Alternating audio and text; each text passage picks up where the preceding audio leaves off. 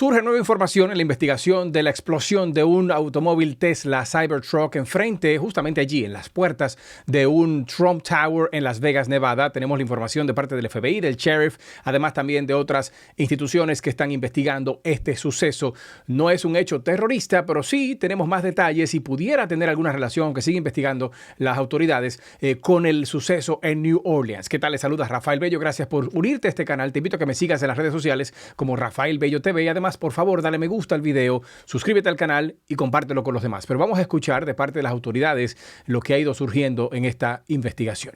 Is a joint investigation involving the FBI, the ATF, the Las Vegas Metropolitan Police Department, and these folks worked through the night and found a lot of stuff that is very useful for this investigation. As you look at this Cybertruck here, we had to transport this down to our fleet services so that we could really get through this thing. And I remind you that the subject inside wasn't able to be removed for a very long period of time because he was burnt beyond recognition. And so as we continue to move through this, I'm going to talk a little bit about his identity and what we believe, but I would like to highlight a couple of things that the teams found inside of the Cybertruck that are useful to the investigation. And that, first and foremost, is a military identification. We also found a passport. We found a Desert Eagle 50 caliber semi-automatic pistol.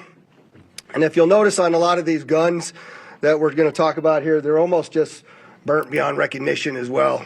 There's a SLR model B30 semi-automatic firearm, number of fireworks that were still in the vehicle that had to be removed.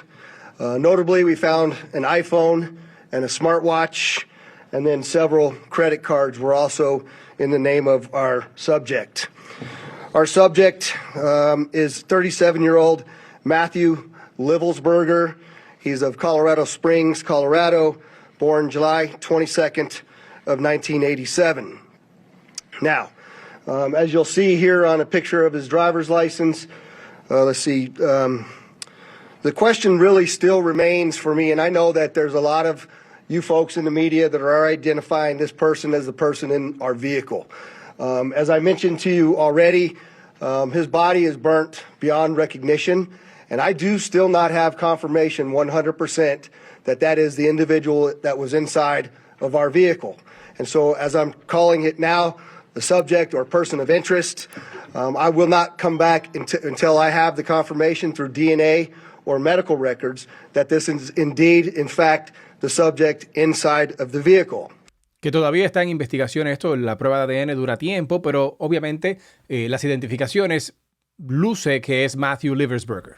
Now, further complicating this identification of this individual, we also discovered through the coroner's office that the individual had sustained a gunshot wound to the head prior to the detonation of the vehicle. One of the handguns was found at his feet inside of the vehicle.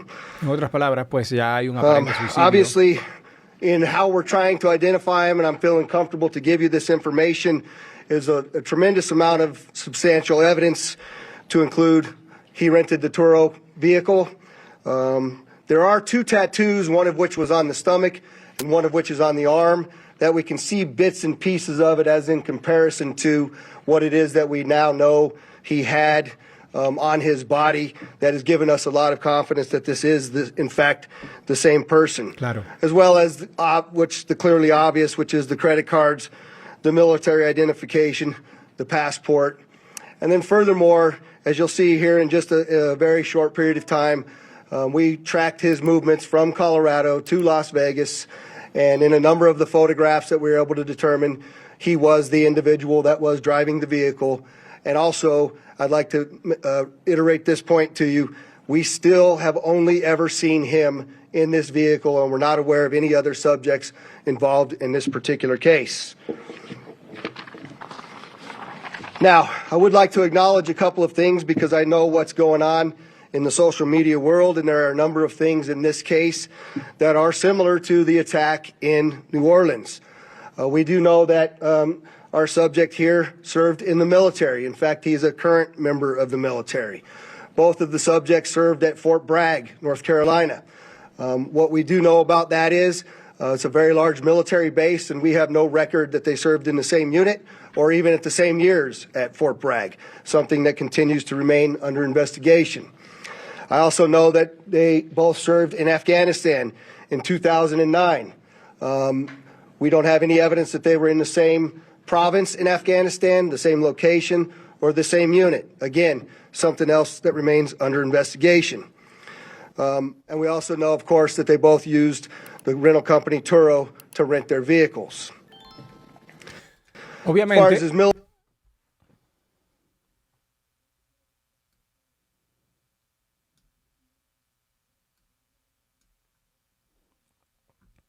Obviamente, si hay un vínculo más directo de lo que ya mencionó, pues el sheriff lo sigue investigando las autoridades, pero él continúa diciendo esta parte que es bastante interesante también.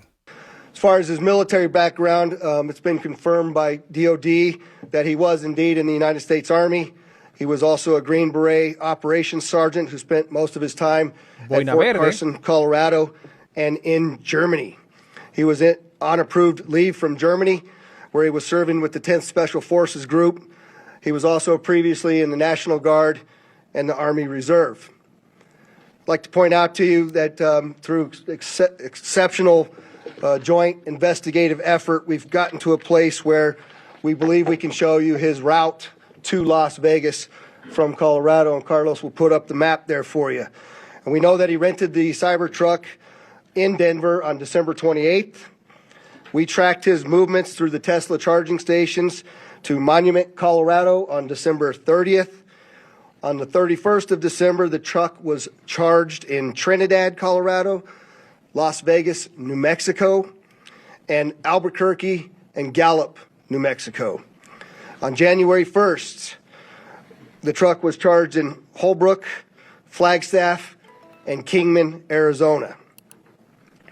We last tracked the truck in Kingman at 05:33 yesterday morning. The truck was first spotted in Las Vegas at 7:29 a.m. yesterday. And Carlos will pull up a picture of the truck pulling onto Fashion Show Drive here. And that picture was observed at about 7:34 a.m. We know that he pulled into the Trump Valet, and I believe we have a video of that. Ahí está el video. Está llegando. You can see the Cybertruck highlighted there. Ahí lo vemos llegando al área del Valet Parking en el Trump Intercontinental en Las Vegas, Nevada. Y luego sale. Aparentemente estaba viendo la zona, el área, estudiando el área. So through extensive surveillance video, we were able to track him leaving there, and we know that he went to several different places along Las Vegas Boulevard, and he spent some time in a parking lot of a business near Flamingo and Las Vegas Boulevard. O sea, tenían básicamente todo el proceso de donde estuvo. También encontraron dos cartas en posesión de este señor. La primera de ellas, una de ellas, pues sabemos que apoyaba a Donald Trump, también a Elon Musk y a Robert F. Kennedy Jr. En la otra carta hablaba sobre su preocupación de la indigencia, ¿no? De las personas que no tienen hogar, que pues están en las calles y no tienen un techo.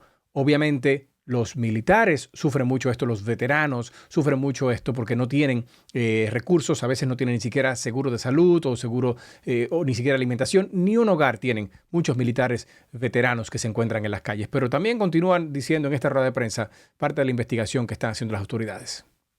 There's some additional investigative updates that are going to be provided to you by a couple of the other speakers here. The first of which will be our special agent in charge of the FBI local office, Spencer Evans. Spencer? Good morning. My name is Spencer Evans. I'm the special agent in charge of the FBI's Las Vegas division. As the sheriff mentioned, we've been working through the night with our partners, the Las Vegas Metropolitan Police Department and other agencies, to gather all the facts and determine a motive to what was initially reported to the FBI as a bombing incident, to which our special agent bomb techs and others responded. Obviously, we're always concerned in these sorts of events to ascertain what the motive is. We understand that's everybody's at the forefront of everyone's thoughts. And so looking into exactly what the motivation is remains our number one priority. This is why the FBI's Joint Terrorism Task Force has been brought into play. The Joint Terrorism Task Force, most important part of that acronym is joint. It is done in concert with our partners, which are comprised of more than a dozen investigative agencies here throughout the state of Nevada. We've been working hand in glove, side by side, tirelessly to determine is there any ongoing threat to the public, to identify the subject, to determine any potential connection to other events going on in the world, most notably in New Orleans, and then obviously to determine if there's anything else that we need to be tracking down. At this time, as the sheriff's pointed out, we feel that the subject has been identified, although not conclusively, waiting for DNA evidence on that front. However, we do feel like we have the subject identified, and at this time there is no information about additional subjects that the FBI is tracking on. Our resources, as I mentioned, that have been deployed in support of this event include Special Agent Bomb Techs, our evidence response team, which is processing crime scenes, side by side with the forensics folks from Las Vegas Metropolitan Police Department, our investigators, our intelligence analysts, and then outside of the FBI Las Vegas field office, we have investigative leads that are being conducted by FBI field offices, both internationally and domestically as well. As always, when the FBI is involved with any sort of case like this, we ask for help for the public. Anyone with information related to this incident, we encourage you to please call 1-800-CALL-FBI, or you can submit a tip online at tips.fbi.gov. We've already received thousands of tips related to this incident. The challenge that we face moving forward is to separate those that are pertinent and relevant and those that can be verified from those that have not. For example, one of the tips that we received just today relates to information alluding to this subject's personal experiences related to his time and activity in the military. Again, that's unverified and uncorroborated, but one of many tips and leads that we will be following up in the days that come.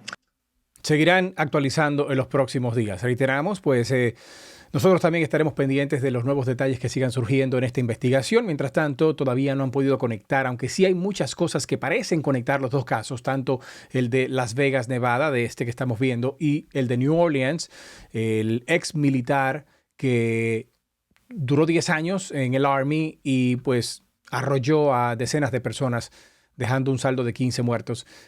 Todavía quedan algunos detalles por tratar de conectar si acaso tienen relación alguna. Nosotros estaremos aquí informándoles. Te invito a que por favor te suscribas al canal. Ya somos casi 85,000. Vamos rumbo a los 100,000. Dale me gusta, compártelo con los demás y te invito a que me sigas en las redes sociales como RafaelBelloTV, tanto en Instagram, en TikTok, en Facebook, y además te invito a nuestro programa en vivo todos los días, de lunes a viernes a las 4 de la tarde, de Rafael Bello Show. Sale en directo no solamente por esta plataforma, sino también por la televisión. Gracias por la sintonía y te veo en la próxima aquí a través de Rafael Bello TV.